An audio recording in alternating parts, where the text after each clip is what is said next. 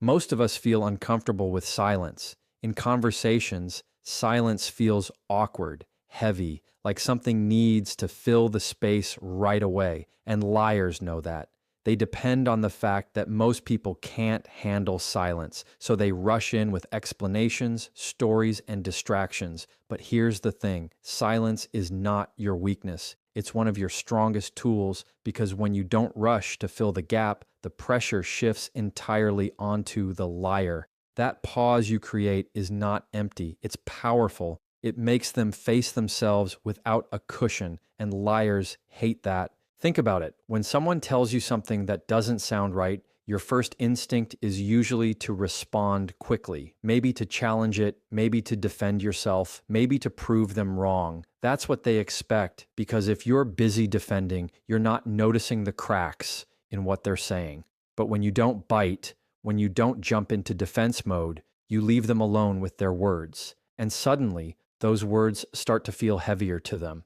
That silence is a mirror, and what they see in it is their own dishonesty staring right back at them. Liars often rehearse what they want to say. They come prepared with a polished story, or at least a version of events that sounds convincing enough. But here's where the pause works against them. They rehearse the speech, not the silence after it. They don't plan for you to just sit there calm, not arguing, not nodding, not rushing to reply. That pause throws them off balance, because now they're not in control of the flow. They can't read what you're thinking, and that uncertainty pushes them to keep talking. And the more they talk, the more the cracks show. The human brain does something interesting under pressure. When someone is lying, their cognitive load is already high. They're juggling the truth, their story, and your reaction.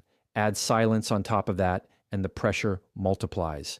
Their brain wants relief, so they start filling the silence with more details, more explanations, more words. And that's exactly where lies unravel. They over-explain, they contradict themselves, or they add information that doesn't line up. The pause doesn't just expose the lie, it pulls the liar deeper into it until they trip over their own words. The beauty of using silence is that it doesn't require confrontation. You don't have to yell, accuse, or even call someone out directly. You just have to hold still and let the weight of their own words do the work. Silence works like a spotlight. It shines right on the liar without you having to point a finger.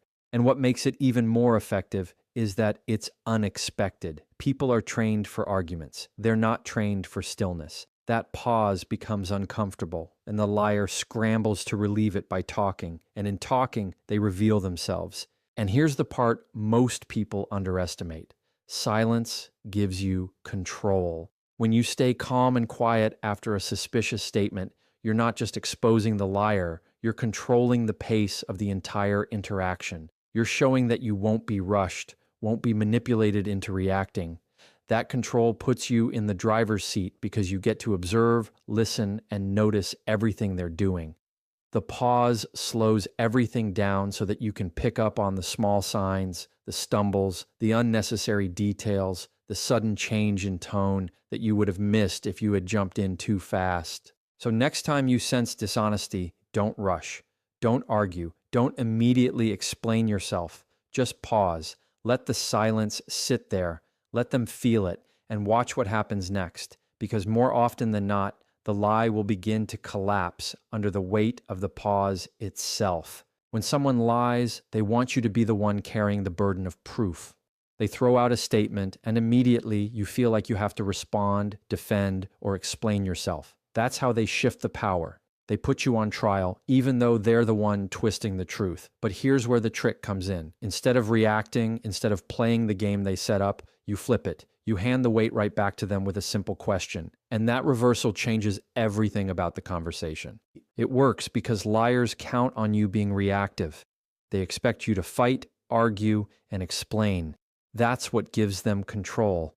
The moment you flip the question, you take that control away. Imagine someone throws out an accusation or a questionable story, and instead of defending yourself, you calmly say, "What makes you say that?" Or "Can you explain that again?" Suddenly, they're the one who has to do the heavy lifting. They're forced to repeat themselves, to explain their words, and every time they do, the cracks widen. The beauty of reversing the question is in how simple it is. You don't need a long speech. You don't need clever comebacks. Just one short, calm question puts the responsibility where it belongs, on the liar.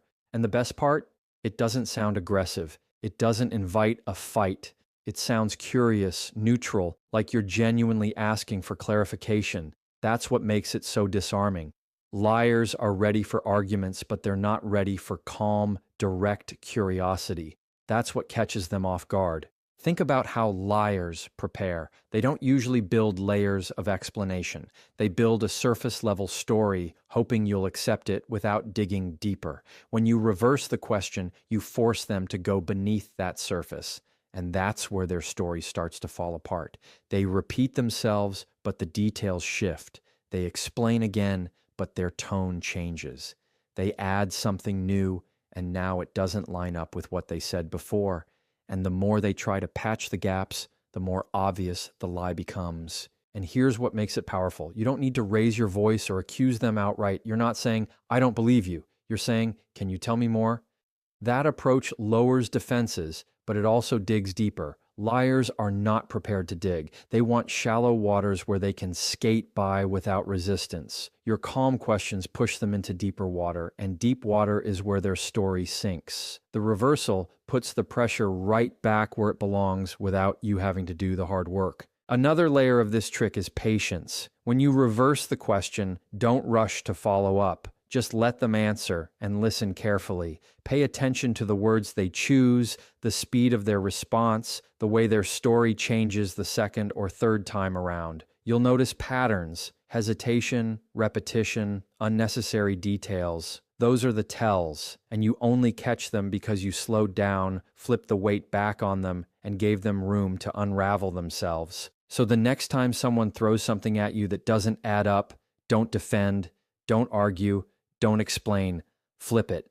Reverse the question. Make them carry the burden of proof, and then watch as their own words start to pull the truth out into the open. Liars feed off emotion. When they throw a false story at you, what they're really hoping for is a strong reaction. They want you angry, they want you defensive, they want you worked up. Because once you get emotional, you stop listening as clearly, you stop noticing details, and you start arguing from your feelings instead of from the facts. That's the exact environment where lies thrive. But when you hold a neutral tone, when you stay calm and steady, you rob them of that power completely and shift control back into your hands. Think about the last time someone pushed your buttons. The second your voice rose, their story suddenly seemed stronger, even if it wasn't true, not because it was convincing, but because your reaction made it look like you were scrambling.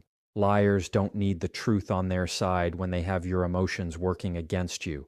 But neutrality shuts that door. A steady, measured voice says, "I'm not rattled, I'm not buying the performance, and I'm not stepping into the trap you've set."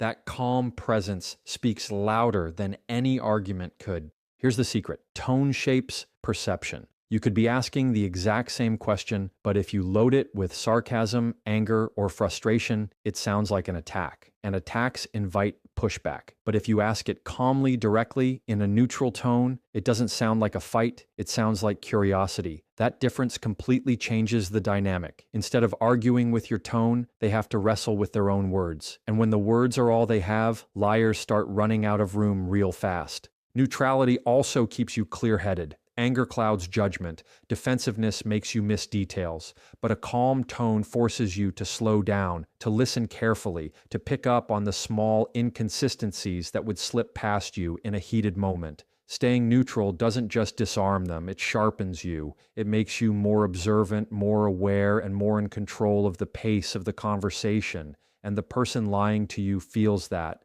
They feel that they're not shaking you, and that lack of control is what makes them nervous. What makes this strategy so powerful is that it's unexpected. Most liars are ready for a fight. They know their words are shaky, so they try to bait you into arguing. They want you to look like the unreasonable one while they play calm and collected. But when you flip that script, when you're the one staying neutral, steady, and unbothered, it throws them off. Now they're the ones trying to adjust, trying to fill the space, trying to justify themselves while you simply hold your ground with calm, consistent energy. And let's not underestimate the psychological impact of tone. A neutral tone doesn't give away what you're thinking. That mystery unsettles liars because they can't read if you're believing them, doubting them, or just waiting for more. They want you to react so they can gauge how safe they are. Your calm silence and steady tone deny them that feedback. It leaves them exposed because the only thing on display is their own story, and that story is rarely strong enough to hold up without your reaction propping it up. So when you catch yourself face to face with dishonesty, remember this: your voice is a tool. The words matter, but the way you deliver them matters just as much. Keep your tone neutral. Keep your pace steady. Let your calm presence do the work for you. Because when your tone doesn't move, the liar eventually will. When people think of fact-checking a liar, they imagine confrontation. They imagine catching someone red-handed, pulling out receipts, calling them out in front of everyone. That's not the most effective way, because when you come at someone aggressively, they dig in, they defend harder, they get louder, and they twist their story until you're both lost in a battle of wills. But curiosity changes that. Instead of attacking, you lean in with genuine questions. Curiosity feels lighter, but don't mistake it. It's sharp, and it exposes lies faster than confrontation ever could. Curiosity works because it doesn't trigger defense. A liar expects judgment. They expect you to fight. What they don't expect is calm, genuine interest. Simple questions like, "That's interesting, can you explain that more?" Or, "How exactly did that happen?" Sound harmless, but they force the liar to give more details. And here's the problem for them: details are the enemy of lies. Lies live in broad strokes. They survive when they stay vague. But the second you push for specifics, the cracks show up and the truth starts leaking out. Think about it like this: honest people don't mind questions. If you ask them for more detail, they'll give it easily because they're drawing from reality. But liars? They have to invent as they go, and the more they invent, the harder it is to keep the story straight. Each curious question pulls another thread, and pretty soon the whole thing starts to unravel. That's the power of curiosity. It looks soft, but it cuts sharp, and the liar feels it every time they have to scramble for another explanation. The key is in the delivery. You don't ask with suspicion dripping from your voice. You ask like you really want to understand. A calm, steady tone paired with open curiosity makes them lower their guard. They think they've got room to keep talking, but really, they're just giving you more rope to work with. That's why this trick works so well, because it doesn't feel like a trick. It feels like you're leaning in, listening closely, and giving them the space to tell their story. And in that space, their story usually falls apart. What makes curiosity so effective is that it shifts the dynamic. Instead of you trying to prove them wrong, you're giving them the chance to prove themselves right. And liars can't handle that pressure for long. They stumble over timelines, they contradict themselves, they repeat details in slightly different ways, and you don't have to do anything but nod, ask again, and let them keep talking.